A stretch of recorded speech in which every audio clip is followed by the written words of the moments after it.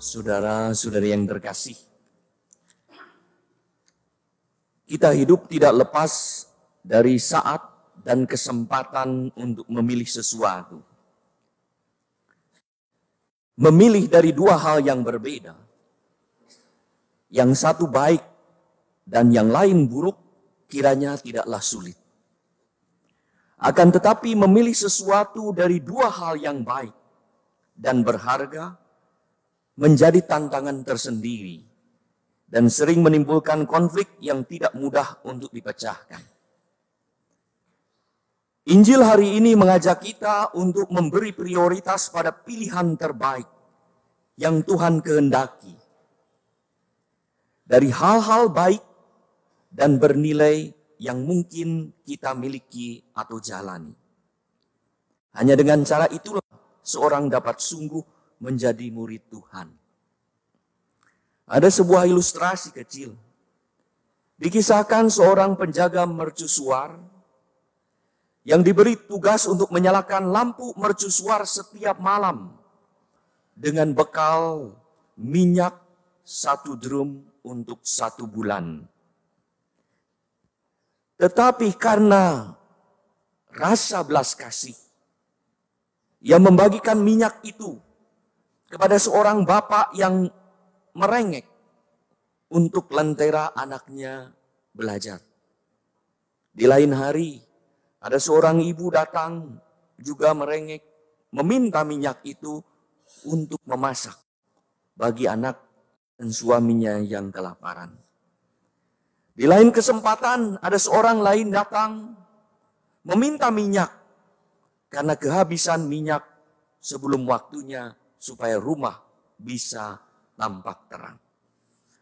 Ia membagikan karena tergerak hatinya oleh belas kasih.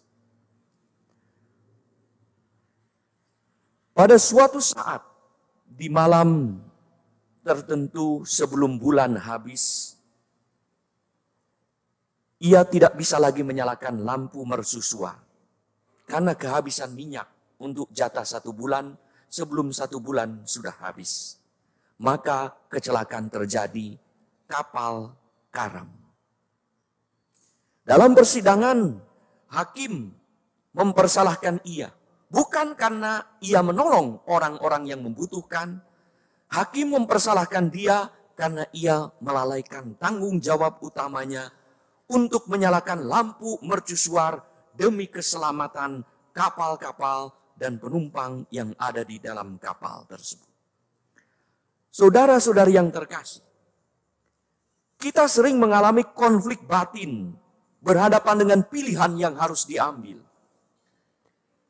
Pilihan antara baik dan buruk sekali lagi mudah untuk diambil. Maka orang langsung memilih yang baik. Tetapi pilihan di antara dua hal yang baik akan menimbulkan konflik batin. Menolong orang yang membutuhkan atau menjalankan tanggung jawab besar yang juga berkaitan dengan keselamatan orang banyak. Mana yang harus diutamakan? Itulah situasi penjaga mercusuar. Ia harus berbelas kasih, tetapi ia juga harus menunaikan tugasnya yang paling penting. Yesus dalam Injil memanggil muridnya untuk mengikutinya secara total. Injil hari ini menampilkan konflik batin tersebut. Pertama, Yesus berhadapan dengan orang-orang Samaria yang menolaknya. Karena demi kesetiaan kepada bangsa dan tanah air. Patriotisme bagus, tetapi mengalahkan kesempatan untuk dikunjungi oleh Tuhan. Kedua, Yesus memanggil orang yang mengandalkan ketergantungan finansial dan keamanan diri. Tetapi Yesus mengingatkan bahwa mengikuti Tuhan pertama-tama bukan jaminan finansial dan kenyamanan material, tetapi keselamatan jiwa yang dapat memotivasi orang untuk mengusahakan jaminan sosial dan kenyamanan material. Ketika Yesus memanggil orang yang memiliki prinsip moral yang tinggi, yaitu ingin menghormati orang tua yang mati. Dan terakhir, Yesus memanggil orang yang ingin berbuat seperti Elisa, meminta izin terlebih dahulu untuk pamitan. Patriotisme, kemapanan ekonomi, taat kepada hukum, dan membela keluarga itu bagus. Tetapi saat harus berhadapan dengan pilihan untuk mengikuti Yesus, hal-hal tersebut menjadi sekunder.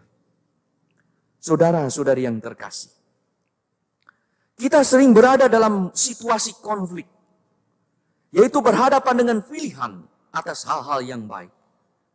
Mana yang harus dipilih? Tidaklah mudah, karena memang dua-duanya memiliki nilai dan berarti bagi kita. Misalnya, memenuhi kewajiban orang tua merupakan salah satu perintah Tuhan untuk menghormati orang tua. Tetapi pada saat yang sama memenuhi kewajiban untuk anaknya pun merupakan panggilan dan tanggung jawab orang tua. Saya seringkali di beberapa tempat berkata kepada anak-anak yang aktif di gereja. Aktif di gereja adalah panggilan dan suatu keharusan. Maka kami mengajak anak-anak muda untuk aktif di gereja. Tetapi aktif di gereja kemudian melalaikan tanggung jawab utama, sekolah dan kuliah terbengkalai menjadi persoalan. Memberi makan pastur, makan bagus. Dan itu sangat terpuji. Tetapi memberi makan pastur lalu lupa memberi makan suaminya, itu masalah. Memberi makan uskup itu akan diberkati Tuhan. Tapi memberi makan uskup tapi lupa memberi makan anak-anaknya, itu menjadi persoalan juga. Konflik, dua-duanya bagus. Tapi mana yang merupakan kewajiban yang paling utama, itulah yang harus kita pilih. Berhadapan dengan situasi itu kita diingatkan, apa yang menjadi prioritas dalam hidup kita, tanggung jawab utama kita, prioritas hidup kita. Prioritas dan tanggung jawab utama itulah harus dipilih di dalam situasi konflik. Berkaitan dengan iman mengikuti Yesus dan melaksanakan panggilan Allah yang ditawarkan pada kita menjadi prioritas di atas segala nilai yang baik. Dalam mengikuti Yesus tidak ada embel-embel syarat. Izinkanlah aku dahulu, asalkan saya, dan lain sebagainya. Dalam mengikuti Yesus adalah diharapkan adanya keputusan yang membutuhkan penyangkalan diri. Juga atas nilai-nilai yang baik yang harus kita tinggalkan demi nilai yang lebih baik. Dan memanggul salib, yaitu mengorbankan diri demi kebaikan yang lebih besar yang Tuhan tawarkan. Itulah makna sabda Yesus ketika bersabda kepada para muridnya. Barang siapa mau mengikuti aku, ia harus menyangkal diri, memanggul salibnya setiap hari, dan mengikuti aku. Saudara-saudari yang terkasih, hari ini kita juga bersyukur atas pesta nama Gereja Katedral Santo Petrus. Kita diundang pada kesempatan ini untuk mengalami pertumbuhan iman dan pertobatan hati seperti yang dialami oleh Santo Petrus. Kita tahu, Petrus yang dulu keras, mau menghindari penderitaan. Ketika Yesus berkata putra manusia akan menderita, wafat, disalibkan dan bangkit, Petrus menarik Yesus ke pinggir dan berkata, Tuhan, sekali-kali jangan terjadi. Dan Petrus ditegur, enyahlah iblis. Karena memikirkan keselamatan sendiri, bukan kepentingan umat manusia dan kehendak Allah. Dan ketika Yesus berada di Taman Getsemani, Yesus ditangkap. Dan itu merupakan bagian dari perjalanan penderitaan untuk salib keselamatan manusia. Yesus ditangkap, Petrus mengeluarkan pedang dan meletakkan pedangnya hingga salah satu telinga dari pengawal putus. Yesus mengatakan, Petrus, sarungkanlah pedangmu. Bahkan akhirnya Petrus untuk menyelamatkan diri tega menyangkal Yesus. Setelah kebangkitan Yesus, terjadi kebangkitan juga dalam diri Petrus. Ia yang dulu setengah-setengah, kini menjadi total mengikuti Yesus.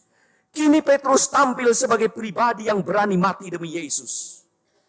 Ketika di hadapan Sanhedrin dilarang untuk mewartakan Yesus, ia berkata, kami akan lebih taat kepada Allah daripada kepada manusia. Kami lebih takut kepada Allah. Ia kini tidak takut mati. Ia tampil sebagai pribadi yang bukan lagi mengandalkan diri sendiri, tetapi mengandalkan kekuatan Yesus. Juga saat menyembuhkan pengemis lumpuh yang meminta sedekah kepadanya, ia berkata, emas dan perak tidak ada padaku, tetapi yang ada padaku, yang kupunyai, akan kuberikan kepadamu. Demi nama Yesus Kristus orang Nazaret itu, berjalanlah. Petrus mengalami perubahan yang luar biasa. Saudara-saudari yang terkasih, semoga kita makin menjadi pribadi yang mengandalkan Tuhan dan lebih taat kepada Allah. Sebagaimana Petrus, Santo Pelindung Paroki dan Keuskupan Bandung ini.